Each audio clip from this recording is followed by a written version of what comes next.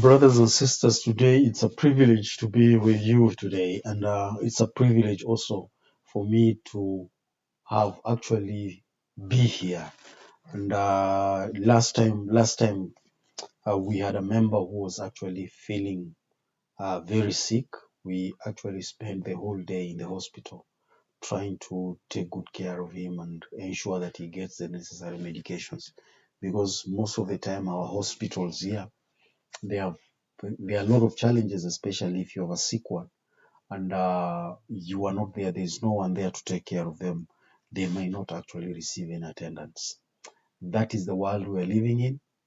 The world that, that sense of humanity is no longer there. People are only focused on money, and they don't care about their fellow human beings. And that's why in most of our hospitals here, at times you go there, you leave your sick one, they will never be attended to. You have to be there and try to push things for them to be actually taken care of. And we thank God that overnight we were able to do that overnight. And our brother now, he's actually okay. He's safe.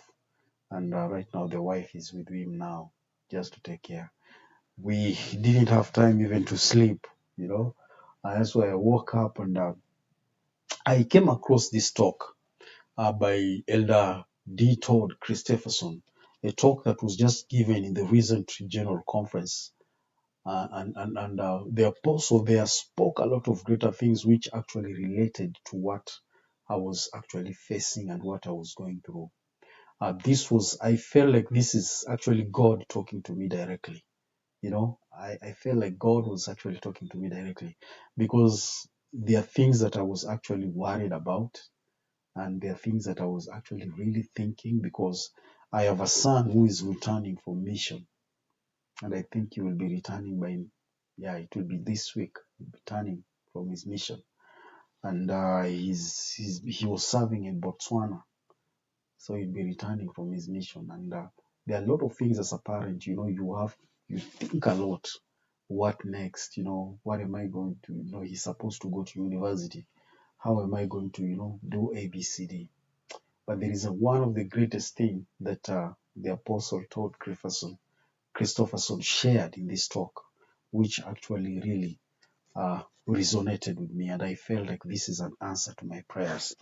And without further ado, let me just invite you so that we can actually listen to this counsel together.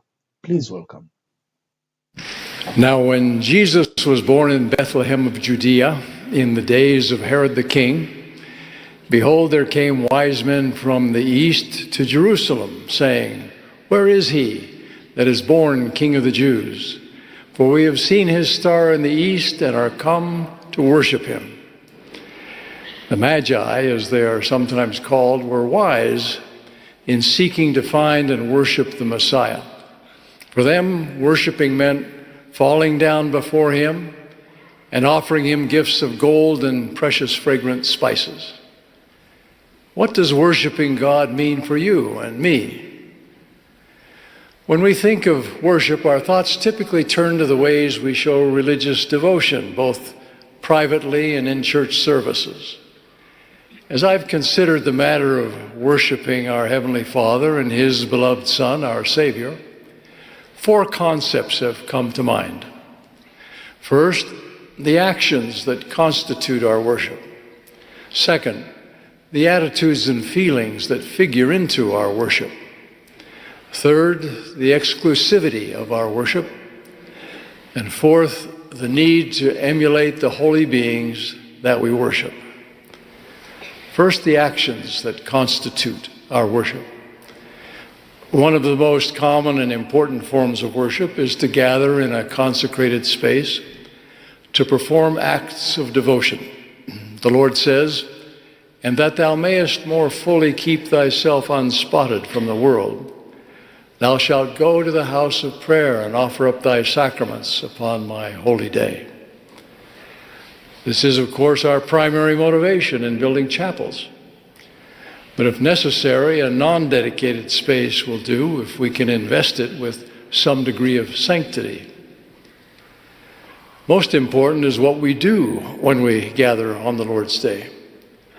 Of course, we dress as best we can according to our means, not extravagantly, but modestly, in a way to signal our respect and reverence for deity.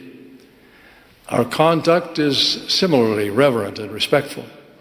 We worship by joining in prayer. We worship by singing hymns, not just listening to, but singing the hymns. We worship by instructing and learning from one another. Jesus says, "Remember that on this the Lord's day thou shalt offer thine oblations," meaning offerings of time, talents, or means in the service of God and fellow man. "Thine oblations and thy sacraments unto the Most High, confessing thy sins unto thy brethren and before the Lord." We come together not to entertain or be entertained, as by a band, for instance, but to remember him and be instructed more perfectly in his gospel. At the most recent General Conference, Elder Patrick Kieran reminded us that, quote, "We do not gather on the Sabbath simply to attend sacrament meeting and check it off the list. We come together to worship.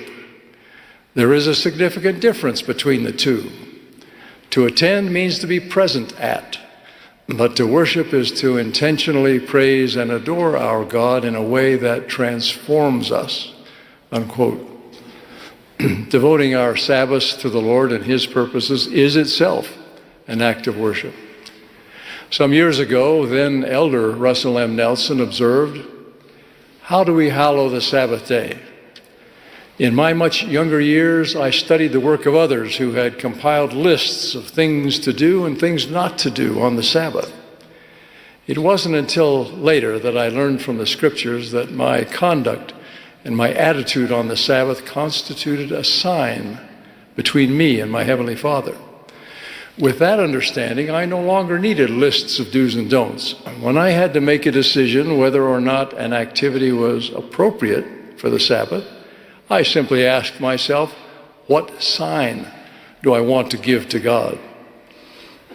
Worship on the Lord's Day is marked by a particular focus on the great atoning sacrifice of Jesus Christ. We appropriately and specially celebrate his resurrection at Easter, but also every week as we partake of the sacramental emblems of his atonement, including his resurrection. For the penitent, partaking of the sacrament is the highlight of Sabbath worship.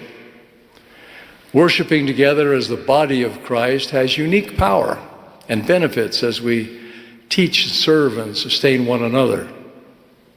Interestingly, one recent study found that those who view their spiritual lives as entirely private are less likely to prioritize spiritual growth, or to say that their faith is very important, or to have regular devotional time with God.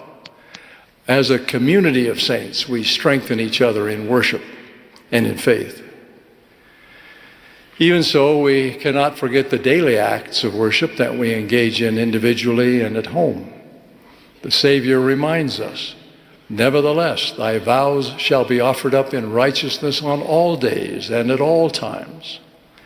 One sister wisely observed, "I cannot think of a more profound way to worship God than to welcome his little ones into our lives and care for them and teach them his plan for them."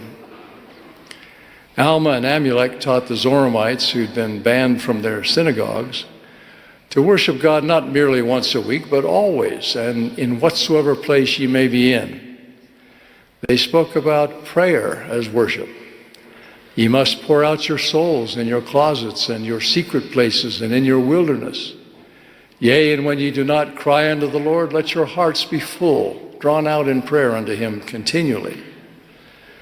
They also spoke of searching the scriptures, bearing testimony of Christ, charitable acts and service, receiving the Holy Ghost, and living in thanksgiving daily. Consider that thought, living in thanksgiving daily. It speaks to my second concept, the attitudes and feelings inherent in worship. Feeling and expressing gratitude to God is, in fact, what infuses worship with a sense of joyful renewal, as opposed to seeing it as just one more duty. True worship means loving God and yielding our will to Him, the most precious gift we can offer. When asked which was the first commandment in all the law, Jesus replied, "Thou shalt love the Lord thy God with all thy heart, and with all thy soul, and with all thy mind." He also called this the great commandment. This was the pattern of Jesus' own worship of the Father. His life and his atoning sacrifice were dedicated to the glory of the Father. Poignantly, we remember Jesus' heart-rending plea in the midst of unimaginable suffering and anguish. "Oh, my Father, if it be possible, let this cup pass from me."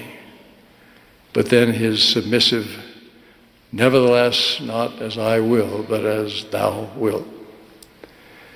Worshiping is striving to follow this perfect example. We will not attain perfection in this course overnight, but if each day we offer for a sacrifice unto Him a broken heart and a contrite spirit, He will again baptize us with His Spirit and fill us with His grace. Third, the exclusivity of our worship.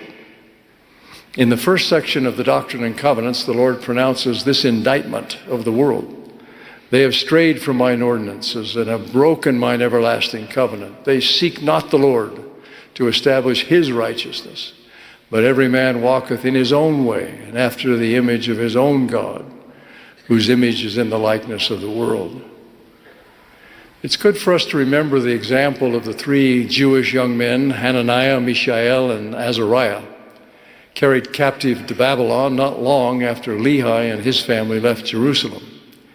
King Nebuchadnezzar renamed them Shadrach, Meshach, and Abednego. Later, when these three refused to worship an image set up by him, Nebuchadnezzar commanded that they be thrown into a burning fiery furnace, saying to them, "And who is that God who shall deliver you out of my hands?" You will recall their bold answer: "Our God, whom we serve, is able to deliver us from the burning fiery furnace, and He will deliver us out of thine hand, O king. But if not, be it known unto thee that we will not serve thy gods, nor worship the golden image which thou hast set up." The furnace was so hot that it killed those who threw them into it, but Shadrach, Meshach, and Abednego were unharmed.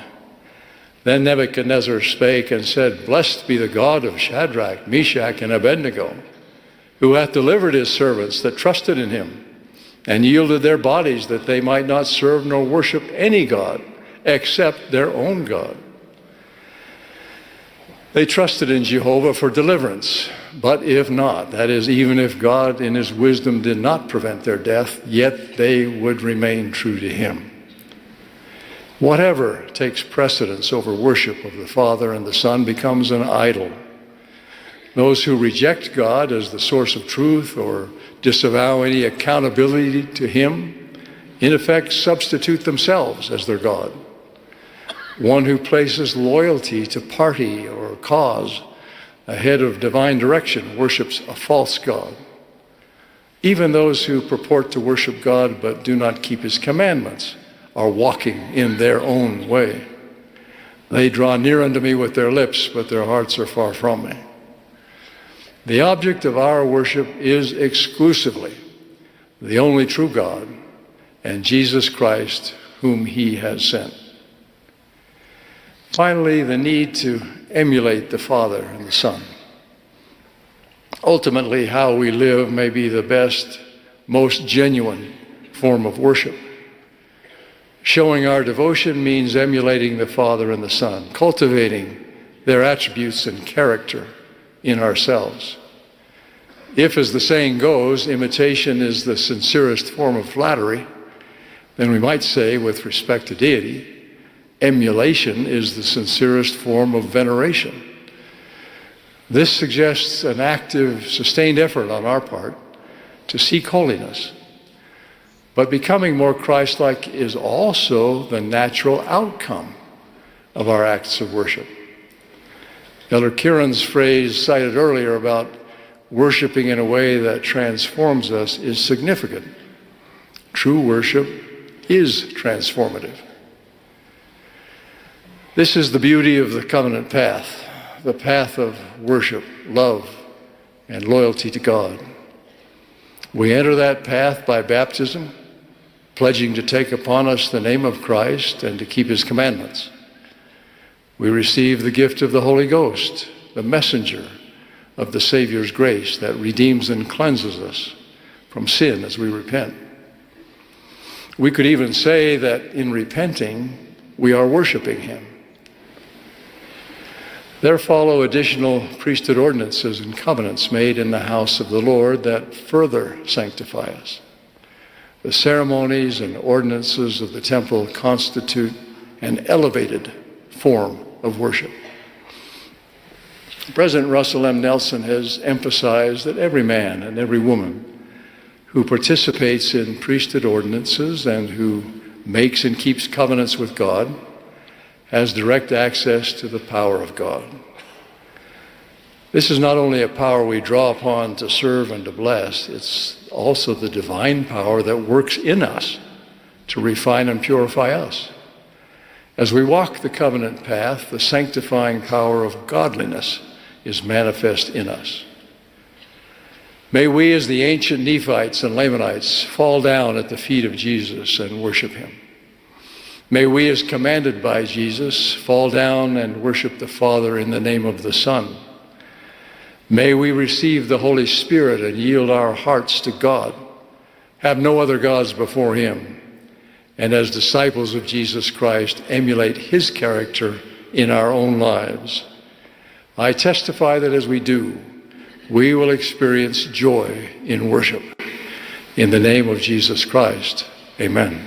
That is powerful. The power of worship, and I think Elder Christofferson has actually explained it very well, what worship really is, and when we speak of worship, what exactly is all about. Unlike some other areas, when they speak of worship, it's about making noise, having a very nice band, and guitars being played, and people sing very loudly. But what the apostle has explained there, it's very clear of what worship is all about.